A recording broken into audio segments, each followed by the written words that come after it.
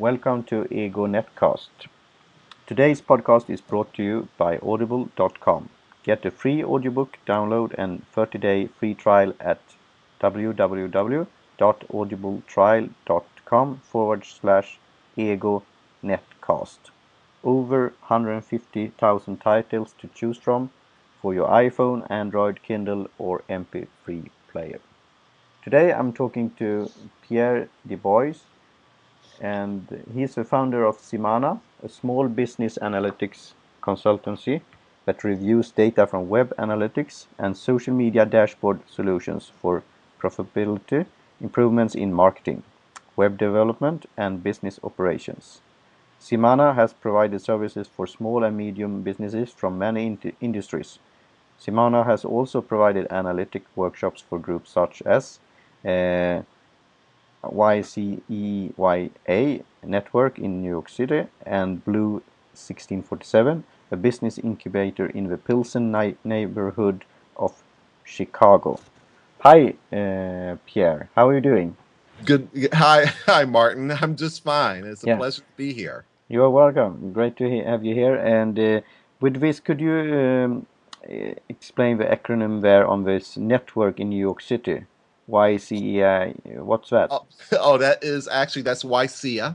YCEA. It is a business network that I had the opportunity to prepare 3 workshops on analytics. Okay. It was one of the first ones I did while in New York and had a lot of fun doing it. I've done a couple of workshops. I just recently, you mentioned about Blue 1647. That's in the Chicago area, which is where I'm currently based. They're in the Pilsen neighborhood, and I have the opportunity to do workshops as well there too. And in fact, that's become so popular that I'm actually prepping packages now for workshops, one-on-one, as well as just groups who are interested in learning about analytics.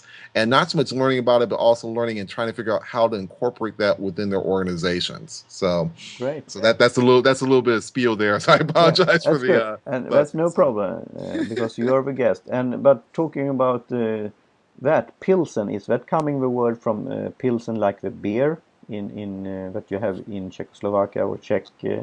I think I know it's a neighborhood in the it's not far from downtown Chicago. It's an older Hispanic neighborhood, but has been kind of going through a renaissance in the last few years in particular. The gentleman who's done the incubator, Emil, has been really taking a big lead in trying to revitalize Pilsen through the Blue 1647. It's a business incubator started by Emil Cambry.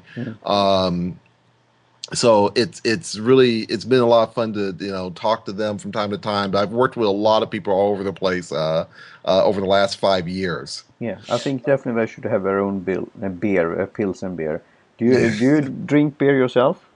I do on occasion. Sometimes I've been a Jack Daniels person. I just recently, when I was in DC, a friend of mine, we had fun with Jack Daniels honey. I don't drink all the time. Once in a while, I'll drink wine. Beer wise, I don't really have a big favorite off the bat. But to be honest with you, most of the time I've ever drank anything has really just kind of been more or less connecting with people. That's more important to me down the line. It's just connecting and talking to people as much as possible. Yeah, the social aspect of it. And I think Brooklyn Beer Company have become very popular here in Sweden and Europe, I think. And, oh, wow. Okay. And I read on their fascinating entrepreneurial story, how they started and what they did with the marketing and how they connected to the beer connoisseurs and drinkers and promoted their brand. So that's fascinating. And talking about this kind of thing on marketing, I will read from your Twitter profile here on Zimana Analytics. And need new ideas for your small biz on hashtag. I develop marketing strategies, dashboards from web and social media analytics data. Google, search engine monetization or marketing, search, Gary, Indiana, Chicago, New York, online. You're all over the place, and you have like 3,155 followers, and you follow about 2,700. Yeah, that's that's very accurate. Yes, and as an analytics person, I say that your numbers are right. Yeah, that's good to know. And talk about that. Can't we um, now see more analytics on Twitter? We have access to that. I haven't used it myself yet. Have you checked into that, the Twitter analytics on your dashboard? Actually, I've been looking into that quite a bit. There's a couple analytics tools I've been trying to look into. That one, and then Tableau also, which is separately. That's a dashboard that has been traditionally available for the Windows and been available cloud. They just introduced a Tableau for the Mac, and I'm actually getting ready to play around with a sample tool for that. But Twitter analytics, to your question. It's probably been a long time coming for them to have a analytics platform, but it's a smart move. They're doing more with remarketing, and let me Hmm. explain that real quick. Um, you can do Twitter ads. There's now a feature that lets a Twitter ad kind of appear or reappear based on the quality of tweets, the algorithm that's used, kind of in a remarketing format, very similar to Google, Mhm. which currently has remarketing, and I think Bing does, but I'd have to double check. Actually, take that back. Scratch that. Google does, Bing does not. Hmm. So, um, but at least not yet. I'm sure Yeah, that's coming from Bing. they will do it So, after listening to you, right? yeah, they probably are. They're probably they're like, okay, scramble, let's get it done. Um, but to Twitter, so the Twitter analytics, there's been analytics tools before. There's Crowd Booster, for example, which helps you to go back and look at where people have engaged. Twitter, I think, needed the analytics to tie in with the ads. That's usually a big trigger for analytics, Yeah. and it's a little different than a crowd booster. A crowd booster will let you know engagement and maybe how your crowd has been trending over time and let you see it in a graphical sense. Twitter analytics covers the engagement part, plus also allows you to see how your ads are doing. Hmm. So it's a little bit more like a blended version of Google Analytics for Twitter Okay. and Crowd Booster in some ways. Yeah, That's at least my initial impression. that's Um, interesting and yeah. fine with me. And if you have any, I mean, written any blog posts on this, that could be interesting because I think it's pretty new and fresh, and you wonder what Twitter is up to. Because I've seen this marketing and ads, but it's not widespread. It's not on every market yet, or is it? Because I have a challenge for myself, like following more than 4,000, but Mhm. I have less than 4,000 following me, and when you hit the Twitter follow limit rule or so on, you can't follow more new tweets or new Twitter users. So. Well, I think the advantage. I think And there's a I was couple. thinking of putting an ad then, but I couldn't figure out how much it does it cost. Is it on my Is it on the European market or Sweden Hmm. yet? And it was hard to find out that. And I don't know if that will be any good. I mean, Yeah. return So on investment on that. let's take a couple of these bit by Yep, time. Basically, that's kind of how I approach it. great. The short answer to your question is the Twitter ads are very similar to Google AdWords and Bing. You'll Mm, find that, and let's throw Facebook ads in there as well, because that's kind of there's a similarity in them in terms of structure. mm, The difference, though, is how the ads are distributed. If you look at Google ads and Bing ads, those are being distributed through a search engine. mm, They're there to help augment your footprint as a business owner within search. So if I had a set of Google ads around a particular subject, um, that somebody is searching for, then the idea is that in a search query, the ad plus maybe my site description will appear. That gives me a larger footprint on the search result. The advantage for your business is that people see that and they usually respond to it or will probably click on that link to get to your site and contact your business. That's traditionally been the approach of um, where digital ads or digital search ads have been involved over the last several years. But what's happened recently with Google and Twitter is that Google and Twitter ads work on a different algorithm. A Facebook ad works based on the let's say the preferences or the activities that people like. So if I like frisbees, okay, and you're a frisbee manufacturer, and I repost or comment on having fun in the park, throwing my frisbee around, your ad will probably show in the right side of a Facebook page, saying, "Hey, get that new frisbee." Yep. So you see the difference. In the first, it's based on search, based off of a search query that I'm doing. That's for Google and Bing. For Facebook, it's based off of the kind of like the preferences that you have in terms of what of activity, what you like to do, what your interests are. Now, where Twitter comes in is that it's kind of has that it's a little bit closer to Facebook in there, in that it's still based on some interest, but in this case, the algorithm and everything else, obviously, it's in Twitter. It's based on commentary that's maybe done around a hashtag, maybe activity around particular subjects, which is when and the interest in having that ad is that you're trying to get a larger footprint within Twitter. If you think about that Twitter stream, there are a lot of tweets that you're going to see during the day. It's fleeting. Yep.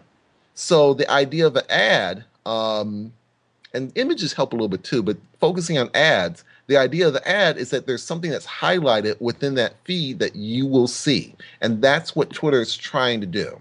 Twitter is trying to use ads in a way to help small businesses, or main businesses really, have a larger footprint within its algorithm. It's the same type of approach that Google and Bing has done, but it's just that it's now done within the context of a Twitter feed. Yeah, I'm a big Twitter fan and user. I used it in 2007, and I like the simplicity of it to use it. To follow, as I described Twitter as several radio channels that you could listen on, and then you could have in the background, and you could tune in, tune out, and you could do search.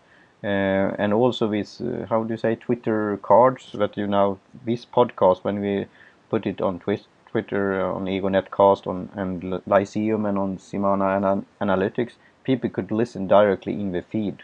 Yes. And that's neat, I think. What I have a challenge, and I hear directly on your response and replies that you are an expert on this, and I see here that from your text that you sent me that the Zimana Twitter account, Zimana Analytics, was named among the top 100 Twitter accounts for big data by Big Data Republic / peer index hashtag Big Data 100 in 2013, and by CEO World Magazine in 2014. So that's impressive. Thank you. That's actually, and both were a big surprise. We what I tend to do with the Zimana Twitter account is there's a mix of Zimana blog posts. We actually repost our post. Boy, that sounds like a tongue twister. We repost our post. Yeah.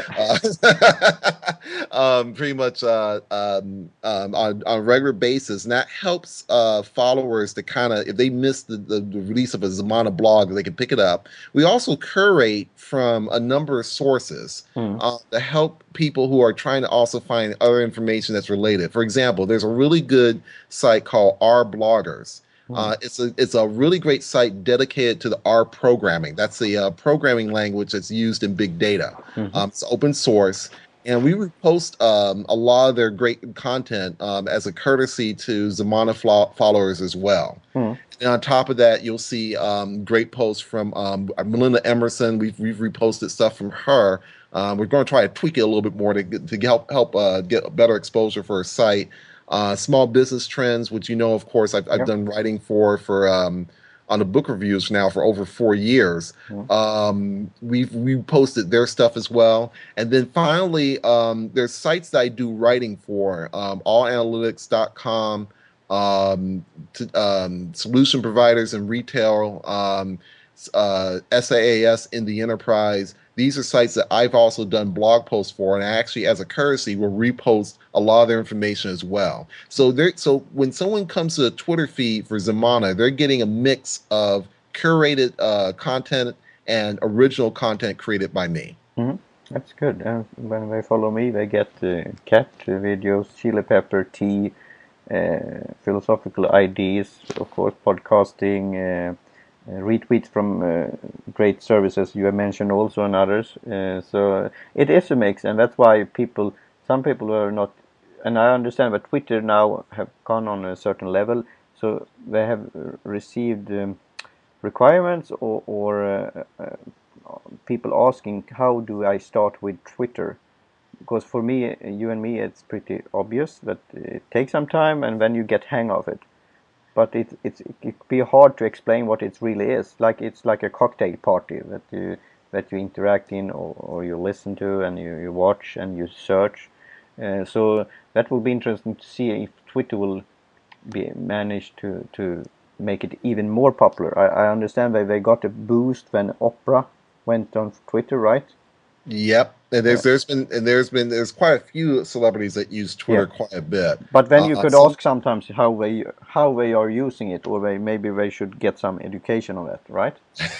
Yes, it can be it is a blessing and curse in its own way. And that's the problem we have here in Europe and Sweden, but here still it's like a couple of percent, maybe 5, it could maybe be up to 10% that use Twitter, but it's often politicians, it's like celebrities and like that, and they create most of the content in the feed. Oh yeah. So how about the search function? If I talked with that when I interviewed Dan Swords, and it's good that you reblog things and you do it on a now and then, because if you do it now, lots of your followers will not see it. But if you do it one day later and with another twist or add something, it will catch up. But it's a fine line to don't do it too often also. But if I will search for a tweet you did 6 months from ago, how do I find it in a good way? In a good I see. That's a good question. I have not done a usually what happens is we use there's a plugin, we use a WordPress .org blog, and then there's a plugin just underneath it called there's one called Tweet My Old Post or Tweet Old Post. What Tweet Old Post will allow you to do is to be able to go back and basically allow you to it will automatically repost the old post, and you can set the schedule to some degree. You can set how far back you can go. It does the post, and it does it randomly, but there are settings in there that will let you adjust how far back you can go. As far as a search, that's a good question. I've used I have not done a search within Twitter if somebody's looking for something. Usually it's just a matter of, I usually just encourage people to just to follow along and see if something just catches their eye, and that's usually kind of how it's been. That's it, but I find that it helps and develop. That's the charm with it in a way. Yeah, and it helps develop an audience a little differently than on Facebook. We have about maybe 130 people on Facebook. That's not a whole lot, but I engage with people on Facebook with content different than I do on Twitter. In fact, we're at a point now where for Google Plus, we really haven't done the Google Plus as deep as I would like, but we're looking to come up with more developer-oriented postings for Google Plus. That's actually coming up. And by doing that, that'll kind of split the subjects a little bit more easily. We get a little bit of a lot of the analysis that's done has been, some of it's based on social media, some of it is based on advertising, so we do get into the paid search, and then some of it is also based in web development. There's been a big push on JavaScript over the last couple of years as more than the language of the pop-up window. So there's more doing with apps, and there's more things being done in the browser, and JavaScript has been a choice for not only for programming, but also for some branches off of that. jQuery, for example, and JSON. JSON has been the biggest push just because of it's been sharing data. So because of that, we're trying to kind of develop our social media properties a little bit more separately, a little bit more distinct, so that way customers and clients and followers can have an option among the three, basically. That's great. It's lots of things there to talk about, and I will ask a little bit more what you're up to at the moment with the work projects, with hobbies, interests, and so on. What's up? Oh, what's up? Well, let's see. It's probably going to be probably more work than hobby the way everything's running the last couple of years. That's good to hear. Good for you. The big stuff I mentioned about, well, the big thing is, first of all, I'm getting ready to do a presentation at the Chicago Small Biz Expo coming up on October 3rd. So if you have listeners who are based in Chicago, they can come on out. It's a free expo, free workshop on Google Analytics and analytics in general. So I'm very excited about that. We're finally getting the presentation finalized with spit polish and extra polish to make it very special for the attendees. I'm currently doing some contract work through an agency for Humana, so that I'm very excited about that.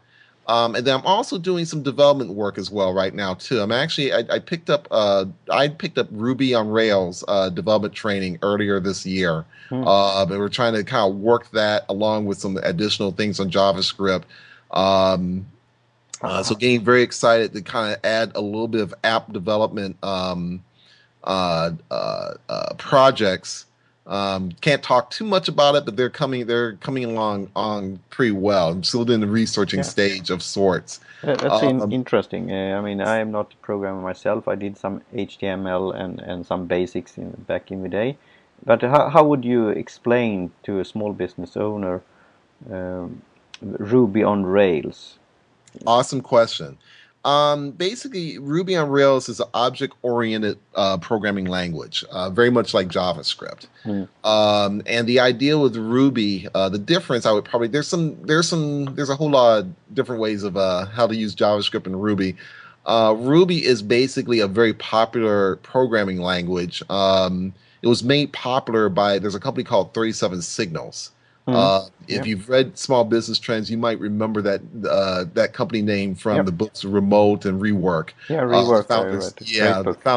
The founders who wrote that were very big on. In fact, one of the founders was responsible for the Rails part of the Ruby on Rails. I think Ruby was first developed in Japan by a Japanese programmer, Mitsu, if I remember correctly. But then the Rails came about as a way of organizing gems and basically some programming plugins that allows Ruby to work with other programs or be used in other situations that basically allows you to build a functional app that has a lot of functionality. And we're seeing that also with JavaScript as well. And also machines and so on, or like gadgets, isn't that right? Basically in terms of having apps that function a little bit more with more than just your laptop. You'll hear a lot of discussion about the Internet of Things and about how for example, I just looked at the Samsung Gear, the smartwatch, basically, and so now we're trying to figure out how do we come up with programming that takes advantage of some of the data that we're able to record and update. And I'll say from a personal standpoint, it's an exciting time. When I first started Zimana, my focus was more on JavaScript, but with respect to the analytics code itself. And that's kind of very specific. That's like repairing a car and saying, I'm going to do the flat tires, but I'm not going to touch the radiator, the engine, transmission, and everything else that goes into it. The skill set is changing to where we have to expand. And I think it's not only, I think that's a good thing, not only from the standpoint of building a skill set, I think in terms of honesty. Hmm. One of the things that's a challenge for small business owners is that how do you vet the technology that you intend to use within your business? And it does get a little complicated. You want to be able to understand how to use a tool, but you don't want to be so overwhelmed that you are now becoming a technology company first instead of being the hairdresser, Hmm. instead of being the studio DJ, instead of being the restaurant owner. So it for me, one of the things that I take some joy in is that I've kind of I don't know, I've been kind of a late techie in life. I was an auto engineer first, before coming into doing an MBA and then starting in and eventually developing my own business. Hmm. But the idea is that I like the fact of learning. I like the fact that I learn um, not only as a necessity to keep up with the latest, but also as a sense of honesty and honor. You have to be, um, you have to develop your skills so that you can contribute. That's the essence of life. Hmm. If you're not doing that, you're missing out. It doesn't mean it make you an evil person, but you do end up missing out on something I think that's important. And that's being able to take what skill sets you have and find ways to really contribute meaningfully. Yeah, that's good. And precede me there around now halftime to talk about the trader principles. I think it's a great introduction to that. That you talk about division of labor and talk about your skill sets and how you could trade with others. So that's great. Any other thoughts on that? This, as you said, the virtues in business life and on the free market, how you have an exchange of ideas and product and services. I We talked before the show here about the book Against the Machine yeah, and yeah, copycats. and copycats. Yeah, Yeah. we definitely I like cats, but I don't like copycats.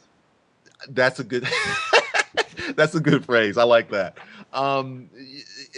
I would, yeah, it is a trader principle. And I'll try to recap it a little bit in Yep. case somebody's just kind of jumping in. Um, Anne Rand, did Yep. I pronounce that correctly? I hope I Yeah. did. Like Author, ein, like mine, Rand oh, or Miss Rand. Yep. Ayn Rand, Yeah. okay, who wrote Atlas Shrugged. Shrugged, if I remember correctly. Yeah. Also talked a little bit about what was called a trader principle, and was a big advocate of it. Yeah. And it's the idea or concept of, it's an idea of justice, Hmm. basically. The Yeah. idea that you are, one aspect is that you live by what you earn and not taking what you've unearned, what you did not deserve to earn. Yeah. And that struck me basically because the way that I've run my business is that every business owner is going to say ethics is everything, and Hmm. they're right to a degree. It is the part of it, It depends on what but kind of ethics, but you're right there. Yeah. yeah, but for analytics, it's also a little bit more critical. Hmm. See, when I look at a measurement, when I look at metrics, how many visits to your site, how many of those are new visitors? Are they from your customer demographic? Um, when you get into those type of details and you start having discussions about marketing strategy, you cannot provide those metrics to a business that's unethical. Hmm. You cannot provide those metrics to a business who does not feel that they are living by trader principles, to be honest with Hmm. you. It's almost contradictory. Yeah. The reason why is kind of almost, it's two reasons to it. One is that there's an ethics for you in that you're contributing to something very negative. And I'll be open and honest. There's been, in the 5 years I've done work, most of the clients have been terrific. Hmm. Once in a while, we've had one or two clients where we've had to take a real hard look at what they were doing Yeah. and had to back off of that. In fact, I have a clause in the contract which state that if it's unethical or criminal behavior, the contract is immediately terminated Hmm. if it's discovered. You can discover a lot with analytics.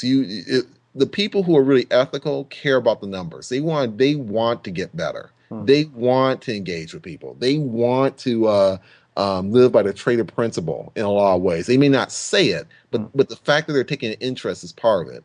The people who are not, who are, they're not, I wouldn't necessarily automatically say, yeah, they're criminal, but it's telling if they're asking me to come in and try to figure out a number for them that they're not interested in the result. Yeah. So there's an ethics that gets thrown in there. It's an ethics that almost automatically gets thrown in there because in fact, to the point where, a lot of times as a business owner, you have to be careful about, and I've learned this in the 5 years, you have to be careful about if your ethics is great, you gotta be careful about vetting the people that you associate with. Yep. Because what happens is that you end up being the front man. You end up being the money launderer in another way. In some ways, you end up being the front man for somebody who feels that they don't have to be to an ethical standard. That's a dangerous place to be in, and that can take your business out. I've seen that happen a couple of times. I've seen there's probably the businesses where I couldn't save. I had to learn this the hard way too. The businesses where an analysis could not save, and there was no effort that I or anybody else on the Zimana team could help with. We found that sometimes there were just things that were not right, and it had a lot deeper to do than a bounce rate. It had something deeper to do than understanding how many visits there were to a website. The reason why analytics ties into that is because your customers are reviewing your website online. So your web data technically reflects your business. It just does. So so going back to my statement again, if you are examining your metrics, you care about your business, which means you care about how you connect with people. And part of your connection, your brand, really is the ethics and the your sense of justice to the world that you have. What is it that you want to provide? What contribution do you want to make? What is it that I want to understand the metrics that's showing me what I am earning within my business. And that's how the metrics is tied into. That's why that's what resonated with me with the trader principle. If I know I've been talking a little bit, but let me go on good. a Keep minute going. of I will. Let me touch a little bit about the Against the Machine. And this is a book that I did a review for Small Business Trends. I've done reviews for Small Business Trends now for about just over 4 years. It's coming up on 5 years this December. Congratulations. And it's been great. And one of the books that I always try to pick books that will help people think, not just, I like doing the books that talk about analytics. I like doing the books that talks about data, how to use Excel, how to do marketing, how to do accounting. But the books I really like to do are the ones that will help you think. And one of the ones I did early on was this book called Against the Machine. And it's by a social critic, Lee Siegel. And Lee talked about the copycat culture. The idea that the internet tends to bolster it fosters a lot of free choice and debate in some ways, but it also fosters it's almost in a simulation culture. The idea that it sometimes has these sort of, Me too. take an idea and has a me too. Yeah, exactly. A me too approach to it. A perfect example that he talked about this, and I kind of debated this a little bit in the review, but one of the things he talked about was the idea that in YouTube you have people who create Star Trek videos. These are videos that are, they created their own Star Trek webisode series, but how original is it? What is the new thing? Are we being original, or are we just emulating something that we've seen? And it's a fair question to ask. If the trader principle talks about living by what you earn and not taking the undeserved, how on the web that sort of line between deserved and undeserved can be blurred.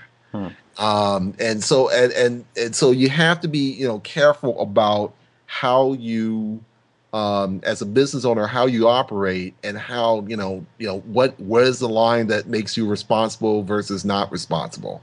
I've had to learn that. Like I said earlier, I've learned from working with clients what that line needs to be, what that line should not be. It's helped me avoid some people who frankly were very fraudulent in doing business online. but it also helped me guide me to customers and clients that were worthwhile to work with. Um, and you have to learn as a business owner that it's not just also working with the people, but it's also the stewardship that you bring. That sense of when people go online, they don't. Going online is almost like starting like it's like going to the riverbank, trying to nail and understand which is the exact hydrogen oxygen molecule that you need to start with when you touch the water. Hmm. I mean, it can't be done basically. Hmm. So you're because the water spreads to where it goes, Hmm. and the internet does the same. So you have to kind of and most people when they start, they feel like they're going to a river that there's just there's wading in. Hmm. So you have to be a steward of um of having a sense of justice and or a sense of ethics and how you deal with people online. And I do that for customers and clients, and that resonates with them. The metrics are important, but it's the action of taking those metrics and tying it to something that where the value is created. And when you do that tie, it needs to tie to something that lets people know that there's some originality to it, that there's some sense of this is what you've earned, that there's a sense of that's been vetted, and Yeah. that vetting process is how you get to that point. Yeah. Ideas in action, and that's why my mission to spread better ideas when it comes to business philosophy and new media. So I think it's a great um, discussion on that. And if you haven't written a blog post on this, stewardness and justice and how do you say, the internet river, that would be a great topic, I think. For I, you. I actually am thinking about doing that. We've had it's been a little bit most of the blog posts I've done have been a little bit more technical. Yeah. But I'm actually trying to write a few more, and we're getting more into ethics with analytics. As you know of, there's the privacy is a big discussion now. We just talked about the breach on iCloud of nude photos of Jennifer Lawrence, and I can't remember. I think Upton. I think is the other actress. Um, Privacy is a big deal right now. Yeah. And businesses suffer through that quite a bit in terms of what should we be doing, how we should be going about it, how do we prove that we're being a good steward of the technology that we are advocating. And in analytics, the concern is that most point is pretty innocuous. It's mostly about technical. How many, the way that you measure visits to a website is based on JavaScript code.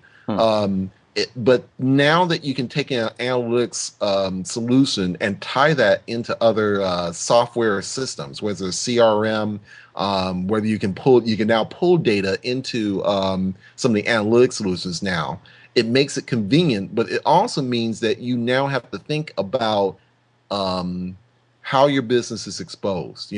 How to what point are you deducing maybe too much from the customer that might spook them out. A great example of this, a great technical example, is remarketing. When Google introduced remarketing for AdWords, this is the feature line where you go to a website, the ad is you leave that website maybe to go check something else out, but you see an ad reminding you of the website you've been at, and so then you go back to that website for the ad. So it's supposed to be a reminder of the service that you may have been interested in, and the benefit to the business is that it increases the conversion rate. It increases the amount of chances that you will get a sale.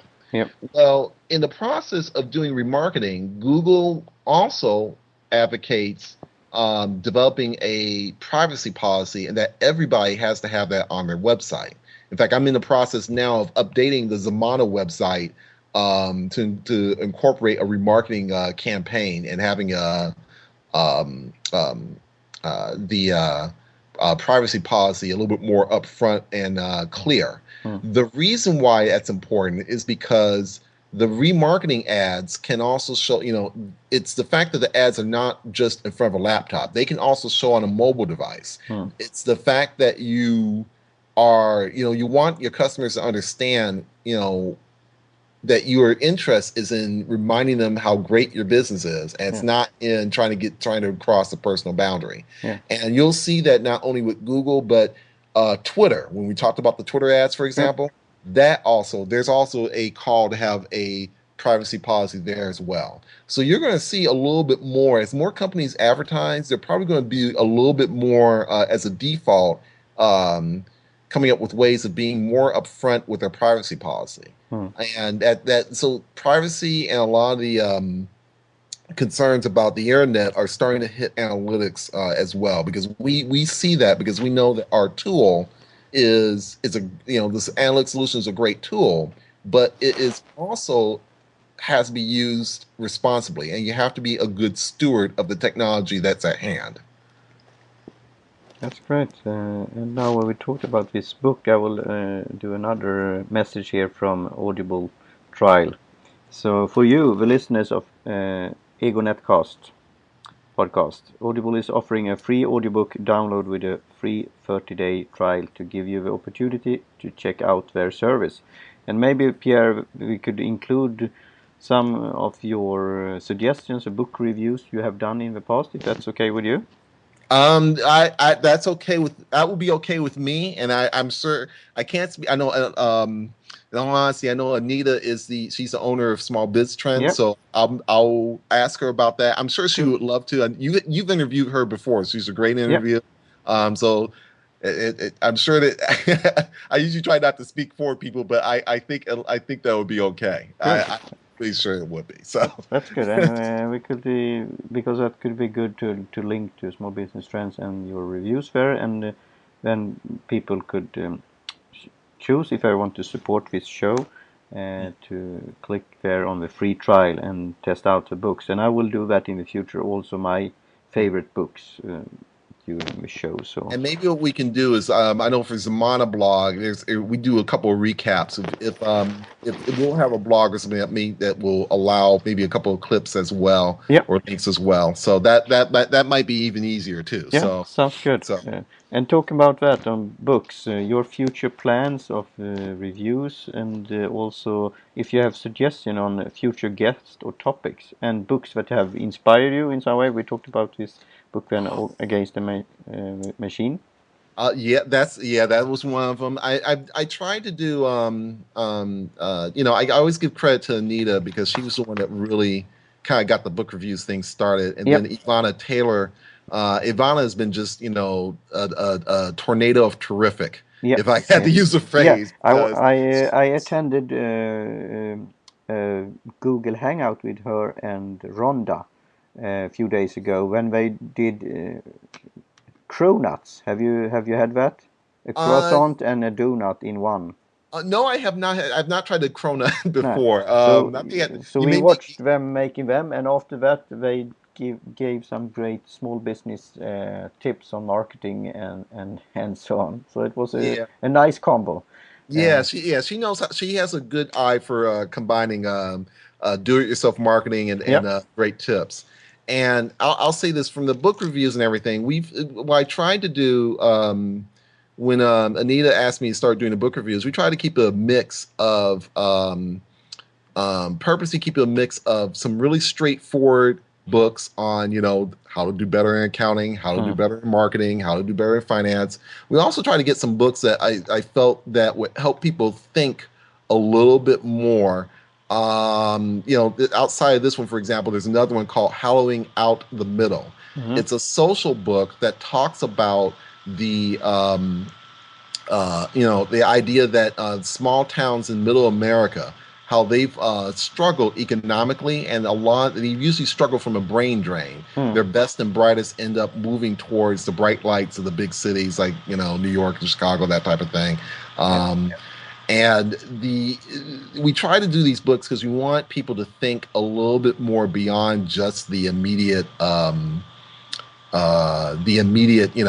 to do a task. The purpose behind reading, I shared this with you earlier, and I'll share this with your listeners. The purpose behind reading is to help surface. This comes from the NPR. There's another book I'm going to try and see if I can get some information on, but this came from an NPR segment. I thought this was a very well phrased description of reading versus video, and we are in a video world because of online. But the idea for reading is to surface, allow your thoughts and your intentions and feelings such that you can reconsider them, and you do it in a way that's different than video. Video is meant for short messages. Audio is meant for short messages in some ways too. Reading lets you sit and think and go through your thoughts. And there was, in fact, the person who did the NPR segment and the book, and I forgive me, I just don't remember the book off the bat. I'm drawing a blank. One of the things that came out is a study that came out that talked about, how we think differently. Our brain basically gets rewired in a lot of ways, reading a digital media versus reading a paper book in some ways. Not bad, but definitely just different. And it sparks a discussion of how do you approach things. So I would say, for the reviews and things that I try to do, and this is a tip I would give to any small business owner is, be a good steward of reading and learning. In other words, recognize that you need to be able to have, it's going to be a struggle. I'm not going to say it's easy, but you have to recognize when, you got to start having some corner or some sense of a information center. Every business needs to have that now. Technology and has spread the availability of information, but that information still needs to be refined and vetted against what your strategy is and what your overall objectives are. For a big company, that might mean a team of people who do analytics and business intelligence. But for a small business, it really can be, if you're a solo practitioner or you have a few people on hand, that may be, sharing some ideas through books. I'm getting ready to do a book review on from a gentleman based here in Chicago, Frank Gruber, Startup Mixalogy, and it's basically his take on things that impact a business that's in an incubator, because he's run an incubator. So it's you need these sort of resources, I think, as a small business owner. I've done the book reviews more as a service to others. But it's also helped me refine my thought process enough, and helped me to that spurred on ideas and ways to contribute to other sites in terms of writing on analytics, and not just writing just on the metrics, but also writing on the ideas behind the metrics. So there you go. That's a thought I have about that in terms of reviews. Yeah, that's great. And I did a book review of Tim Sanders' book when he talked about the concept Love Cat and the importance of reading books and hardcovers books especially, and what it makes with you and your, thinking capacity and so on, and development. So that's great. And here also I want to mention that in addition you had done some specialty projects, such as being a technical editor for the Personal/Q publications, and develop an analytics metrics white paper for Pitney Bowes. Isn't that the company that did this stamp it machine? Yeah. And they are a high-tech company?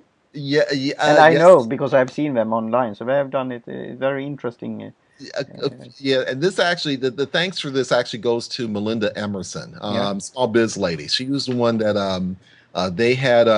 she asked me to join her. This was back about 2010, basically. Do a series of analytics articles and a series of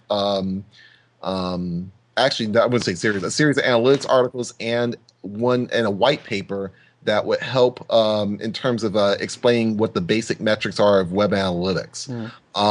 So occasionally I get specialty projects. A lot of the writing that I've done has led to other writing on not just on analytics, but also being a technical editor. You mentioned about Pearson Q. I had the privilege of being a technical editor for 2 of their books. And I had to go back and, by doing that, I had to go back and take a look at each chapter and update and then vet and make sure that the information was right or question or help in terms of editing. So that was a privilege to do that. That was a lot of fun. We do. I have not done anything yet in terms of technical on apps as of yet, but that is coming. Like I mentioned before, we've JavaScript chaining and Ruby chaining has been part of the background over the past year, bit by bit, and that part I'm actually waiting to do more stuff with GitHub. And to do a little bit more online projects that are a little bit more on the technical side quite a bit over the next year or so. Oh, that's great to hear. And I could inform my listeners here of Ego Netcast. I'm using the service called Libsyn, Liberated Syndication. And there in the future, I will be able to get my own podcast app for the show that people could download and when they search on it. So because that's the challenge to explain how they use iTunes or how they search for a podcast. But then you could say, I have an app also, I have a podcast app. So that's interesting to see this development also. So, and talking about this giveaway, and do you have any things that you want to direct the listeners, readers, and fans of Ego Podcast on Facebook? Is facebook.com/Ego Podcast and Ego Netcast. This white paper from Pitney Bowes, is that public or was it internally for them as a company? Or? That is public. You can go to Pitney Bowes has a segment on small business that you can do a Google search and check out. That has great tips on small business. If you type it, that's one area you can check out. If you like to learn more on analytics, allanalytics.com is a great spot. Great analytics community that talks quite a bit about big data and analytics solutions. A little bit, they talk a little bit about some of the corporate solutions out there, but they also talk about some of the industries and what's going on within the analytics solutions. I've written a number of articles for them, as well as done a number of videos for them, video segments. Another one, SaaS in the enterprise, that talks more about software as a service, cloud, and they're starting to talk a little bit more about IoT, the Internet of Things. I've done a few videos for them just this year. That's also a great place to look for tech information. Another spot you want to check out is Solution Providers for Retail. This is a site that talks a little bit about retail issues. I've written analytics articles for them as well. But if you're interested more in Zimana, and if you're a small business, you may want to check out Zimana on the Facebook page. I respond there periodically and give updates relative to paid search and digital marketing on the Facebook page. I mentioned earlier Google Plus, which we have a page and we're still kind of working it out a little bit. We're trying to work out a little bit more in terms of content and also in terms of how to automate it just a little bit to make it a little easier to share with everybody. But we're also looking at share developer information in terms of meetups, little things that I learned along the way. You can go check out Zimana on Google Plus. And then, of course, as you mentioned earlier, the Twitter feed at Zimana Analytics is where we share posts from Zimana blog as well as other posts relating to analytics. And of course, there's Zimana blog. If you like to get something direct from Zimana blog, that is as much fun as well too. That's great. So you could spell it out on the podcast here. Also, the URL for your hub there. Yes. So that's great. So we'll put that in the show notes also. Anything else here? End note or any thoughts? It'd be great to have this talk with you, Pierre, and also previous also before the podcast started. Let's see. Other stuff I could. There's probably a lot of stuff I could say off the top. And it's still early morning here, so I'm actually I think the biggest thing on analytics, I hear from people all the time, like, yes, I know I should have an analytics tag. Most businesses add it, but they don't really know where to start. The simplest thing I always tell people is think about the objective of the business and then how you can represent it within the reporting. Marketing is a big part of digital marketing is a requirement now in trying to grow your business because the majority of your customers will search for you online. Develop your marketing, then use the analytics to help measure that marketing, measure it over time. That's one of the best ways of trying to figure out what a trend is. Even if you have a few hundred visits in a month, you can still learn quite a bit from that data. It doesn't. The idea is not to wait until there's thousands. Sometimes it's just about trying to understand what those few visitors are doing. That will give you some ideas of how to grow for the next few and for the next few and so on. That I would say, and then here's a little tip. I'm going to give you one quick tip here on the side. We talked a lot about ethics and everything else. Yep. Be wary of people who come up and try to sell you Facebook fans, Twitter fans, Instagram That you mentioned fans. it. I had that as a question. Martin, we could have another 2-hour discussion on that. It is really a sore point. Yeah. I'm seeing more and more of it. It's basically another black hat tactic. It's an extension of black hat tactics from SEO that has now, of course, reached social media. It is possible to grow people naturally. For Zimana, we have 3,100 people following on Zimana. None of those were bought. None of them were acquired through anything else other than just good old fashioned engagement. The problem that comes from that is, and it's an ethics problem. You're trying to take a shortcut for something that probably really becomes overhead. It really does. It's not just buying the visitors. It's also about engagement and getting them to retain. I can go into a Facebook page and almost can tell off the bat when people have just bought folks. So avoid that at all costs. It's not worth your money. No. It's not worth your time. What you want your social media to do is to engage people between the time that you first meet them, whether it's through in offline through a meetup, or whether it's through an ad, and try to engage them to help them consider your product or service. Use your social media to brand, to engage. There's companies that use social media as a tool for customer service. Use this as the intermediary step, and you'll find that you'll have real engagement, not something that you bought from Joe Schmo down the street that has no ethics and no honor in what they're doing. It's very good tip and advice, and a good virtue. So and one more, and let me share one short thought. One more. This is more general. As our society incorporates technology, we're getting ready to be in the age of the Internet of Things. I mentioned before how analytics, you become this sort of steward of. I want to say steward of justice. That may sound a little more serious and cartoony than anything. There's kind of some stewardship that has to go in there.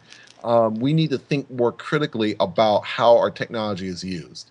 And that's not just in terms of being online.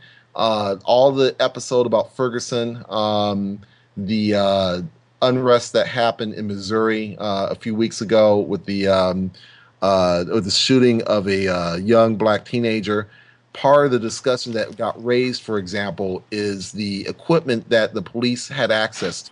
Some of this was leftover equipment that, police departments across the U.S. have access to leftover equipment from the Pentagon that was meant to address terrorist threats. The problem is that now you're seeing that equipment being used in situations that are not necessarily terrorist.